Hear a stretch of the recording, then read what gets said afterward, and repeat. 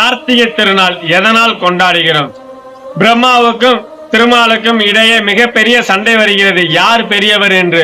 இவர்களின் சண்டைகளை தீர்த்து வைப்பதற்காக சிவபெருமான் நெருப்பு தூணாக இருவருக்கும் இடையில் தோன்றுகிறார். தோன்றிய போது இதன் இருமுடியையும் திருவடியையும் யார் காண்கிறாரோ அவரே பெரியவர் என்று கூறுகிறார் சிவபெருமான். இதனால் ஒருவர் பன்றியாகவும் ஒருவர் அக்னி பறவையாகவும் மாறி காண செல்கிறார்கள். இருவரும் காண முடியவில்லை, தோல்வியை ஒப்புக்கொள்கிறார்கள் இருவரும். பிறகு அந்த நெருப்பு தூணில் சிவபெருமான் தோன்றுகிறார்.